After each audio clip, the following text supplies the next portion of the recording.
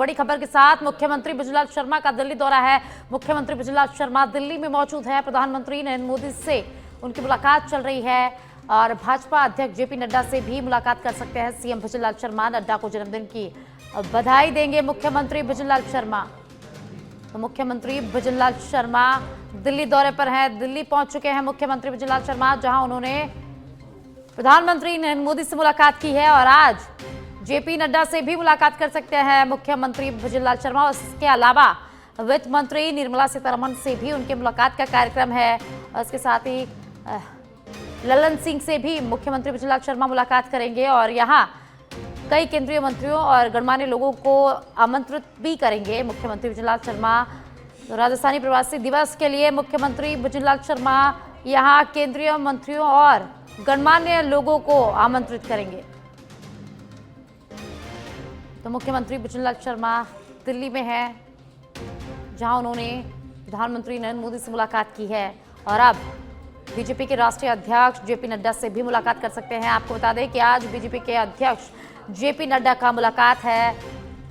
तो मुख्यमंत्री बृजलाल शर्मा जेपी नड्डा को जन्मदिन की बधाई देंगे।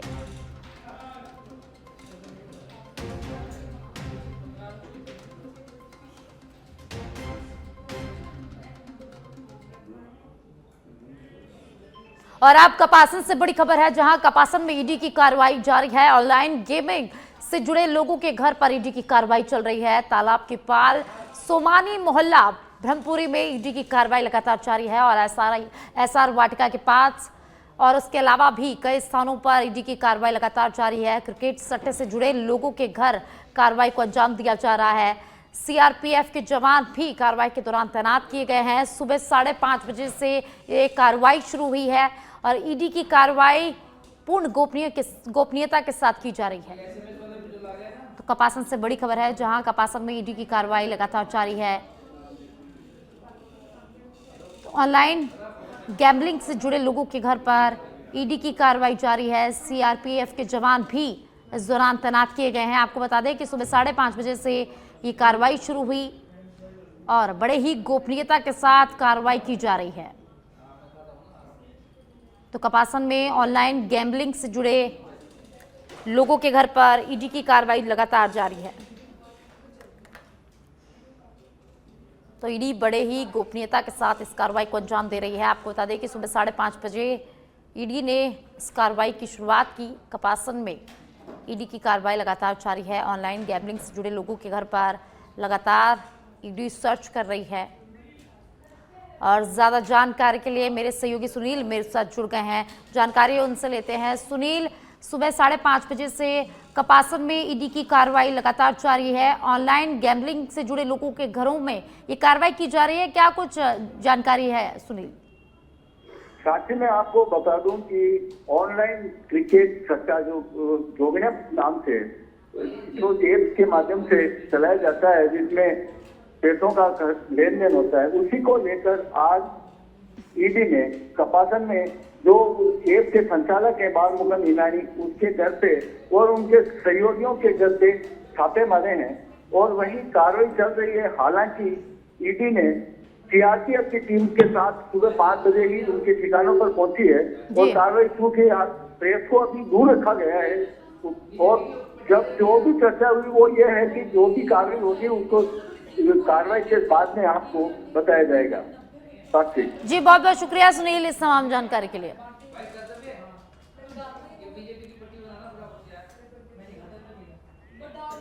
सकराय के सिकंदरा थाना क्षेत्र के भैरौंडा की काली डूंगरी में जमीन विवाद को लेकर पथराव का मामला सामने आया है।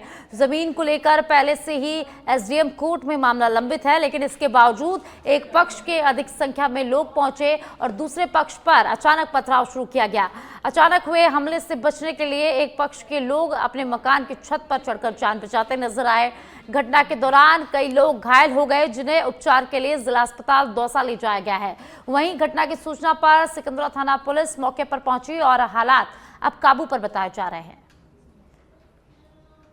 तो सकराय के सिकंदरा थाना क्षेत्र से खबर है, जहां दो पक्षों में विवाद हो गया। एक पक्ष दूसरे पक्ष पर अचानक पथराव करने लगा, भारी संख्या में लोग पहुंचे और दूसरे पक्ष पर पथराव करने लगे। राजस्थान में जल संरक्षण का बड़ा बढ़ावा। राज्य सरकार ने सीएमआर साझेदारों संग 130 करोड़ के एमओयू किए गए हैं। कैच द रेन, वंदे गंगा जैसे अभियानों को नई गति मिलेगी। ग्रामीण अवसंरचना और जल नवाचार पर भी फोकस होगा। पंचायत स्तर पर क्षमता निर्माण को समर्थन यहां पर मिलने वाला है। अर्पण सेवा संस्थान ने 100 करोड़ निवेश का आश्वासन दिया है। 10,000 हेक्टेयर में पौधारोपण और कार्बन क्रेडिट प्रोजेक्ट प्रस्तावित। यूनिसेफ, ICRI-SCT, IIT, MNIT सहित विशेषज्ञों की इसमें भागीदारी रहने वाली है। 20 से अधिक कॉर्पोरेट और 15 प्रमुख NGO जुड़ेंगे। वहीं जल सुरक्षित आत्मनिर्भर राजस्थान की दिशा में निर्णायक कदम है। तो जयपुर से खबर है, जहां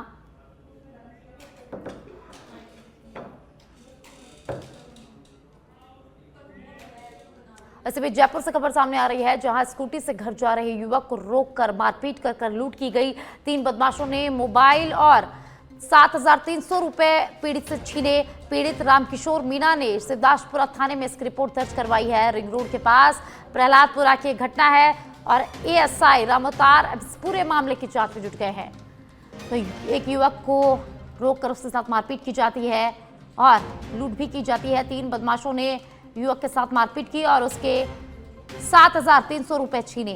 रिंग रोड के पास प्रहलादपुरा की ये पूरी घटना है, जहां पीड़ित युवक ने शिवदासपुरा थाने में रिपोर्ट दर्ज कराई है और अब ASI रामोतार इस पूरे मामले की जांच में जुट गए हैं।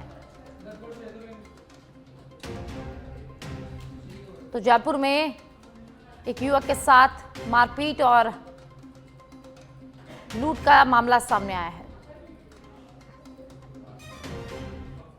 और अब अलवर की रैणी से खबर है, जहां सोमवार देर शाम निर्माणाधीन सड़क पर 3 अलग अलग हादसे हुए, जिससे PWD की लापरवाही फिर उजागर हो गई है। अंधेरा और चेतावनी संकेतों के अभाव में सड़क पर बने गड्ढे दिखाई नहीं दिए और 3 बाइकों उसी गड्ढे में जा गिरी। हादसों में उकेरी के धर्मवीर और पिंटू, रेणी के विजय प्रकाश, पिंटू, दीपक समेत 6 लोग इस हादसों में घायल हुए हैं। स्थानीय लोगों के अनुसार रेणी राजगढ़ और रेणी भजेड़ा रोड पर करीब 500 मीटर सड़क 2 माह से खोदकर अधूरी पड़ी है। रोशनी और संकेतों की कमी के कारण आए दिन यहां दुर्घटनाएं होती रहती है। कुछ समय पहले इसी मार्ग पर एक युवक की मौत भी हो चुकी है। ग्रामीणों ने निर्माण कार्य में तेजी और सुरक्षा इंतजाम पुख्ता करने की यहां पर मांग की है। तो अंधेरा और चेतावनी संकेतों के अभाव से एक साथ 3 दुर्घटनाएं हुई। और अब जयपुर से खबर है, जहां जयपुर के SMS अस्पताल से बड़ी खबर सामने आ रही है। दूदू के पेट्रोल पंप से जलाए गए प्रेमी प्रेमिका से जुड़ा ये पूरा मामला है। इलाज के दौरान कैलाश गुर्जर की मौत हो गई है। SMS अस्पताल में कैलाश का इलाज चल रहा था और अब कैलाश की मौत हो गई है। करीब 70% हालत में इसको अस्पताल लाया गया था और अब युवक ने दम तोड़ दिया है। वहीं युवती का बर्न यूनिट में अभी भी इलाज चल रहा है और युवती की हालत भी अभी गंभीर बनी हुई है। तो जयपुर के SMS अस्पताल से ये बड़ी खबर, जहां दूदू पेट्रोल पंप पर चलाए गए प्रेमी प्रेमिका से जुड़ा मामला सामने आ रहा है। प्रेमी युवक का अस्पताल में मौत हो गई है। आपको बता दें कि कैलाश गुर्जर का SMS अस्पताल में इलाज चल रहा था और करीब 70% झुलसी हालत में उसे अस्पताल लाया गया था और अब उसकी मौत हो गई है। वहीं युवती का बर्न यूनिट में अभी भी इलाज चल रहा है और युवती की हालत भी गंभीर बनी हुई है। तो जयपुर के SMS से ये बड़ी खबर हम आपको बता रहे हैं, जहां दूदू पेट्रोल पंप पर चलाए गए प्रेमी प्रेमिका से जुड़ा ये पूरा मामला है और प्रेमी युवक की SMS अस्पताल में मौत हो गई है। वहीं युवती का इलाज बर्न यूनिट में लगातार जारी है और युवती की हालत भी अभी गंभीर बनी हुई है। तो इलाज के दौरान कैलाश गुर्जर की मौत हो गई है। आपको बता दें कि 70% झुलसी हालत में कैलाश को SMS अस्पताल लाया गया था, जहां उसका इलाज चल रहा था और इलाज के दौरान ही प्रेमी युवक कैलाश गुर्जर ने दम तोड़ दिया है। वहीं युवती का इलाज बर्न यूनिट में अभी भी चल रहा है और युवती की हालत भी गंभीर बताई जा रही है।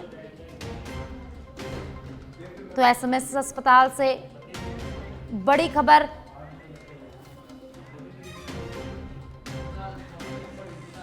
तो जयपुर से ये खबर है, जयपुर के एसएमएस अस्पताल से बड़ी खबर है, जहां दूदू पेट्रोल पंप पर प्रेमी प्रेमिका जलाए गए। प्रेमी प्रेमिका से जुड़ा ये पूरा मामला है, जहां प्रेमी युवक की मौत हो गई है। वहीं जो युवती है उसका भी बर्न यूनिट में लगातार इलाज किया जा रहा है और युवती की हालत भी गंभीर बताई जा रही है। तो तस्वीरें एसएमएस अस्पताल से, जहां युवक युवतियों के परिजन मौजूद हैं। एसएमएस अस्पताल में प्रेमी युवक कैलाश गुर्जर के इलाज के दौरान मौत हो गई है। आपको बता दें कि 70% झुलसी हालत में कैलाश गुर्जर को एसएमएस अस्पताल लाया गया था, जहां उसका इलाज चल रहा था और इलाज के दौरान अब कैलाश गुर्जर की मौत हो गई है।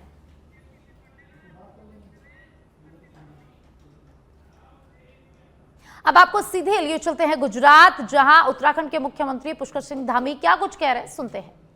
तो समाप्त करता हूं, बहुत बहुत धन्यवाद। आप सभी के सामने आदरणीय श्री पुष्कर सिंह धामी जी तालियों के साथ अभिवादित करेंगे। बहुत बहुत शुक्रिया। स्टेज पे आमंत्रित करना चाहेंगे माननीय राज्यपाल श्री पंजाब आदरणीय गुलाब चंद कटारिया जी।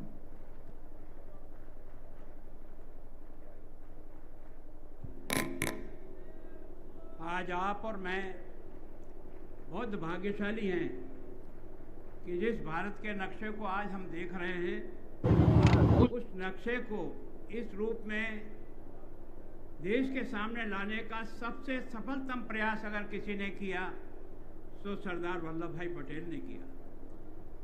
उनकी इस 150वें वर्ष पर आज हमारे बीच में हमारी पार्टी के वरिष्ठ और देश के रक्षा मंत्री जी विराजमान हैं। मैं भी आपका पड़ोसी उदयपुर का रहने वाला हूं और इसलिए मैं गुजरात की तरफ से, राजस्थान की तरफ से और पंजाब की तरफ से भी रक्षा मंत्री जी आपका इस एकता यात्रा में स्वागत करता हूं, अभिनंदन करता हूं। आज देवभूमि उत्तराखंड के मुख्यमंत्री जी, स्वागत आपका। केंद्रीय मंत्री मनसुख मांडविया जी, जिन्होंने आज मुझे भी यहाँ आने का मौका दिया, उनका बहुत बहुत धन्यवाद। केंद्रीय मंत्री बहन शोभा जी, गुजरात के मंत्री जीतू भाई और सभी मेरे मंच पर विराजमान साथियों, इस यात्रा के माध्यम से देश को गुजरात से एक संदेश कि गुजरात हमेशा सरदार वल्लभ भाई पटेल के एक भारत श्रेष्ठ भारत की जो कल्पना थी, वास्तव में देश को जिस महानता पर ले जाए, मैं सोचता हूं कि भारत का महान जननायक और राष्ट्रीय एकता का अगर कोई शिल्पकार कहा जा सकता है तो सरदार वल्लभ भाई पटेल है। आधुनिक भारत का निर्माण का प्रारंभ अगर किसी ने किया तो इस महापुरुष ने किया।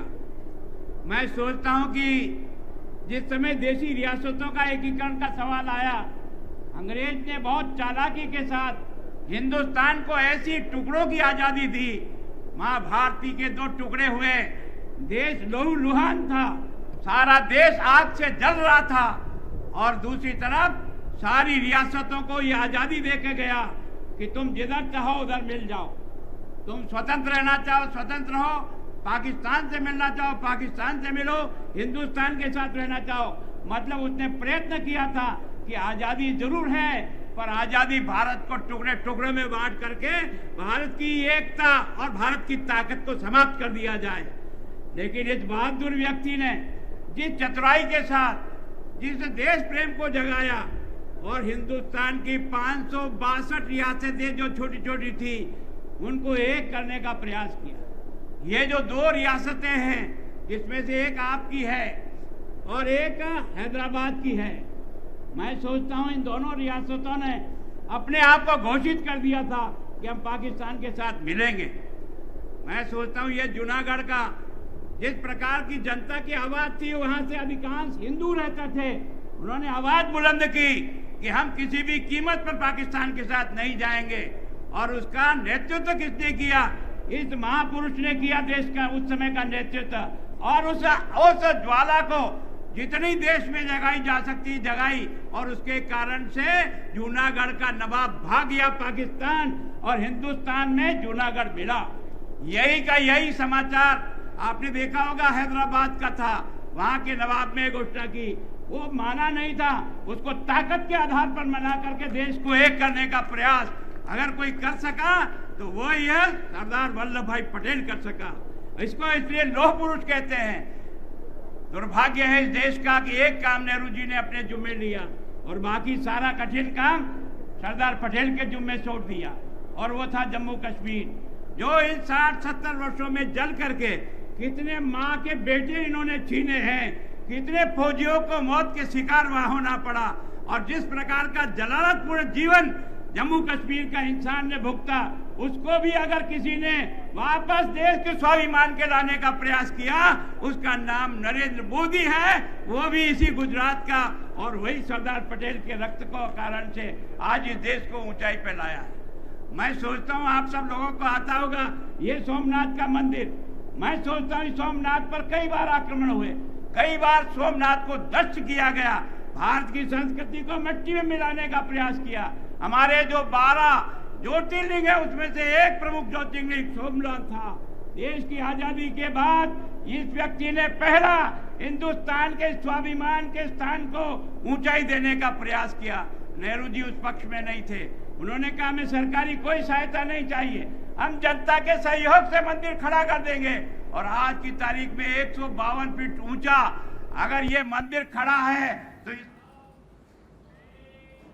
और आप पदमपुर से बड़ी खबर सामने आ रही है, जहां रिडमलसर भगवानगढ़ मार्ग पर सड़क हादसा हुआ है। 64 LNP के पास नीलगाय से कार टकरा गई, नीलगाय गंभीर रूप से घायल हो गई है।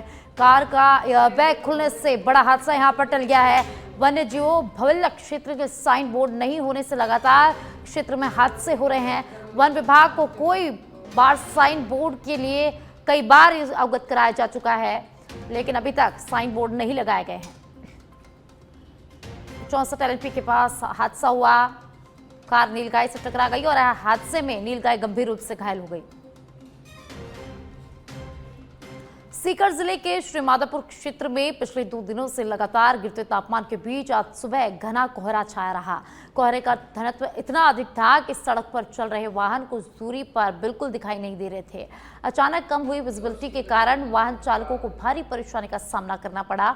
वहीं लोग डीपर और हेडलाइट चलाकर ही सफर करने को यहां पर मजबूर रहे। सुबह 8 बजे तक कोहरे की तीव्रता अधिक रही, जिसमें शहर की मुख्य सड़कें, station road, Shrimadhopur Ringas highway, Nalot road सहित ग्रामीण मार्गों पर वाहन रेंगते हुए नजर आए।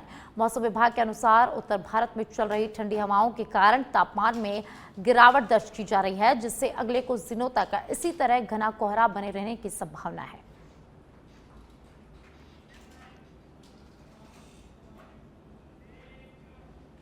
और अब डीडवाना से खबर है, जहां पर्वतसर के ग्राम पी में डॉक्टर भीमराव अंबेडकर की प्रतिमा को खंडित किया गया है। सर्कल पर लगी प्रतिमा को खंडित किया गया है। असामाजिक तत्वों द्वारा रात में इस घटना को अंजाम दिया गया। खंडित की गई धड़ को भी असामाजिक तत्व अपने साथ ले गए। पिलवा पुलिस मौके पर पहुंच चुकी है और पिलवा पुलिस ने पूरे मामले की जाँच शुरू कर दी है। जांजगीर चांपा जिले में सोमवार को होने वाले जनदर्शन के लिए आज 50 लोगों ने अपने आवेदन कलेक्टर को सौंपे और कार्रवाई की मांग की। इस दौरान जिला पंचायत सदस्य और भाजपा नेत्री उमा राजेंद्र राठौड़ भी अपनी शिकायत लेकर पहुंची। समाज कल्याण विभाग की सभापति उमा राठौड़ ने विभाग के बाबू चंद्र प्रकाश राठौड़ पर आरोप लगाया कि उन्होंने गरीब हितग्राहियों से रामलला दर्शन के लिए प्रति व्यक्ति 1000 रुपये वसूले। उमा राठौड़ ने कलेक्टर को ये भी बताया कि बाबू पर जनप्रतिनिधियों का अपमान करने, योजनाओं की जानकारी न देने और विभाग में अनियमितताएं बढ़ाने के आरोप भी हैं। उन्होंने कहा कि विभाग में शासन को भी चुना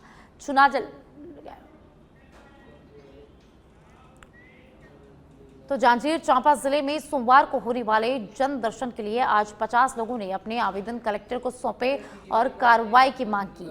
इस दौरान जिला पंचायत सदस्य और भाजपा नेत्री उमा राठौड़ भी अपनी शिकायत लेकर पहुंची। समाज कल्याण विभाग की सभापति उमा राठौड़ ने विभाग के बाबू चंद्र प्रकाश राठौड़ पर आरोप लगाया कि उन्होंने गरीब हितग्राहियों से रामलला दर्शन के लिए प्रति व्यक्ति 1000 रुपये वसूले। उमा राठौड़ ने कलेक्टर को ये भी बताया कि बाबू पर जनप्रतिनिधियों का अपमान करने, योजनाओं की जानकारी न देने और विभाग में अनियमितताएं बढ़ाने के आरोप भी है। उन्होंने कहा कि विभाग में शासन को भी चूना लगाया जा रहा है। यहां तक कि बिक चुकी गाड़ी पर भी डीजल का बिल लगाया गया।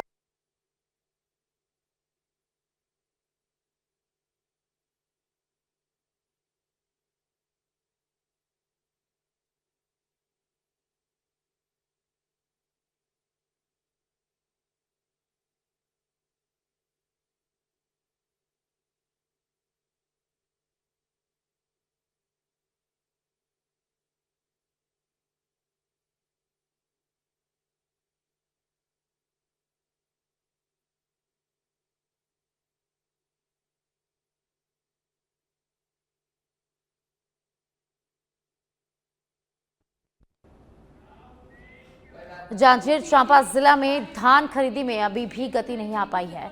15 नवंबर से भले ही राज्य सरकार ने धान खरीदी की घोषणा की, लेकिन जांजगीर चांपा जिला के 129 खरीदी केंद्रों में से मात्र 70 धान खरीदी केंद्रों में ही धान का आवक शुरू हो पाया है। वहीं अभी भी किसानों का खसरा नंबर एग्री स्टेक पोर्टल में दर्ज नहीं हो पाया है, जिसके लिए कलेक्टर ने 2 से 4 दिसंबर तक धान खरीदी केंद्र में ही कैंप लगाने के निर्देश दिए हैं।